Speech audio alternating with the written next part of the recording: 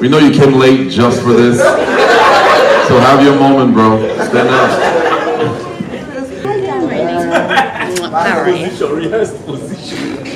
Not bad guy, not bad guy. Holy Ghost fire. We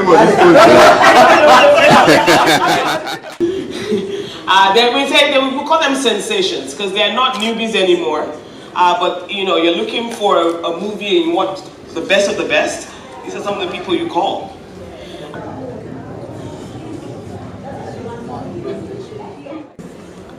So, I mean, for me, what's the process? That's that it?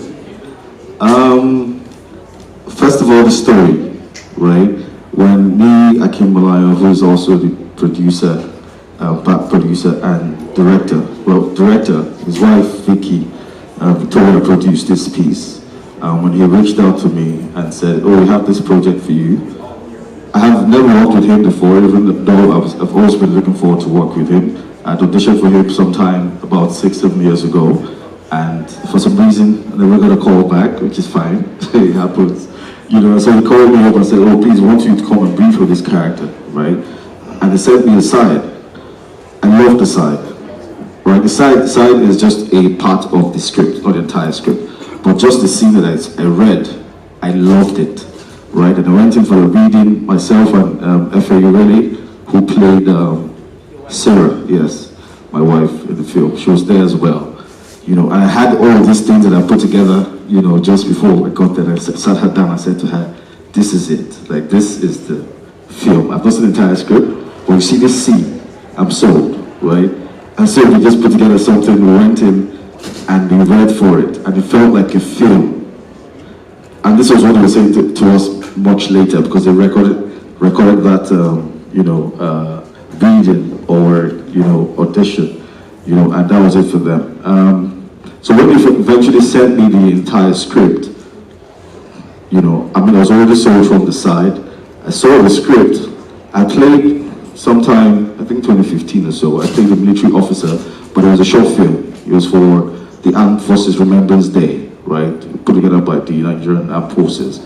But this was more elaborate. This had so many arcs to it. I mean, you can see from what you watched, you know, this today, that there's a lot of work that went into it. And I didn't just want to portray a military officer just like that. I always like to put in, if you just do things that will, you know, get the characters to stand out.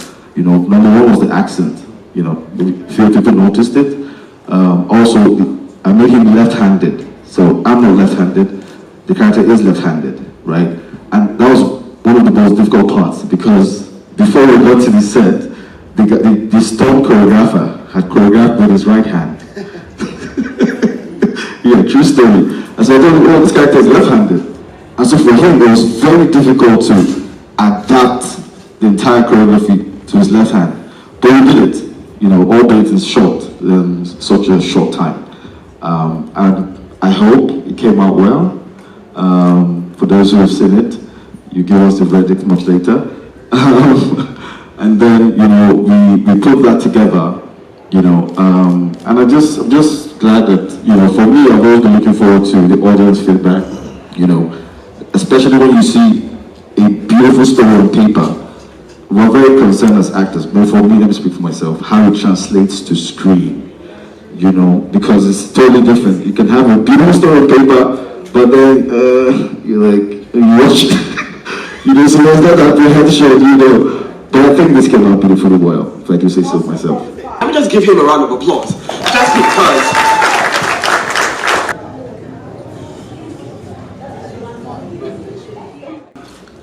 Where do you get to the point where you identify a script and you say, yes, this is for me, no, this isn't for me? Are you picky at this point? Or are you still like, you know, I got to pay bills? It's actually a very good question, because there's only a thin line between wanting to pay bills and wanting to be in you know, for the project. You know, you have to ask the right questions. Who's playing? Who else is? You know, where is it showing? You know, how many days, how many weeks? You know, and then you start asking about the money. Money is very important, guys. But sometimes you just read a script and it calls you out You know, you don't care who's in it, how much it's going to cost you. You just want to do it. And I don't know if it happens to other guys, but as I'm reading a script, I'm already editing the scenes in my head. You know, I'm editing how I want to take that scene or whatever. And you know, for us, one of the skill sets that I do is I create memories for my character.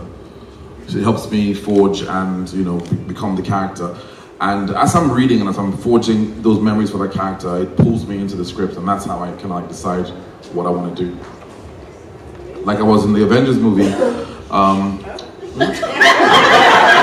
say?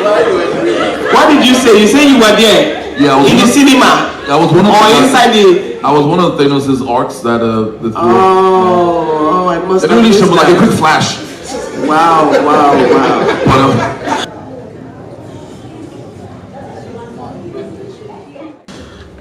But when we watch a movie like House of Secrets that has so many different, sometimes set in the 90s. So, and there's a lot of that going on, you know, and there's a lot of factual things that have to happen. There are just a lot of moving parts. What does that look like for you as a producer in this day where content has to be on a global level? So you can't afford to miss things, right? So as a producer, what is most important in telling a story? Because if you say you're a filmmaker, you're a truth sayer, your film has to say the truth. So this is House of Secrets, and in a long time, I haven't watched a movie that has blown me away like this one. So number one is casting. Who is playing these characters? Because who you cast is who's going to carry the story. Because you're going to see the story from one person's perspective or one person's eye. So whoever you cast is very important, from your lead to the day players, very important. Secondly, who is the DOP, the cinematographer? Because he's going to tell that story through the lens of the camera. So that person is also very important, and you have to allow him pick the gaffer, because lighting is also important in telling the story. So that's very important. So they always have to have a synergy and also work with the director. So who is the director as well? Because the director is the person. Every film is a film by a Nia Kamalayan film, a B. Bandeli film. It's not a Sean Fakwa film. So he has to be able to direct a Sean Fakwa for the DOP to capture him, and then you get what you see on the big screen. Then production design is one department where everybody downplays a lot. So if you watch this film, you can see how much went into production design. Because as an actor, you step into a set, you have to believe that this is real, this is what I read, this is what it's supposed to be. So the production designer designs a world that allows the actor to become. If they cannot become, they cannot perform. That's right. So that's very important. Costume design is under production design. Makeup, hair, those are very key departments that have to be critically, you have to critically pick who these people are, because everybody is a synergy. Everybody has to align to say, we are going to tell this story. One person can't tell a story. Everybody tells that story, up to the PA, the best boy, the Greek department. So as a producer, you have to get a good line producer, associate producer that will help you to build this team. Then another part that we always forget and think is not important, rehearsals. To rehearse. You must make yourself available to rehearse. So watching a movie like this, Sean rehearsed. Effie, I believed Effie as Sarah. Kate Henshaw was amazing. Funola, like you can go pick every character here. I can tell that they did their homework. So the backstory, there's a character Bible, and they interpreted it as best as they possibly could. So I think when you have all of those pieces together, your job is done.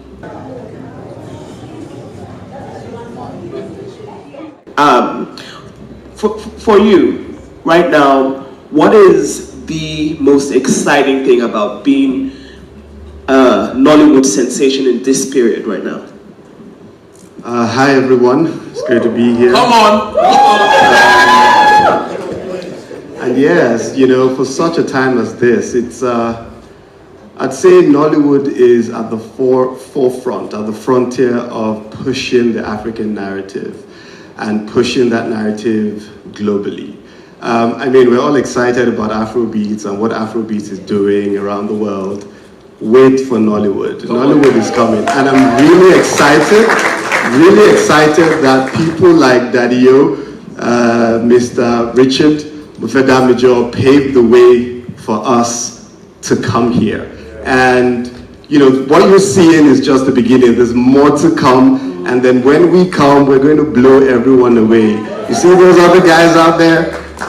They don't know what we hit them, guys. See, I'm telling you, what we're packing. Okay, and I don't say that lightly. We're packing, and the truth is, you see, Africa is the motherland, right? The birthplace of storytelling.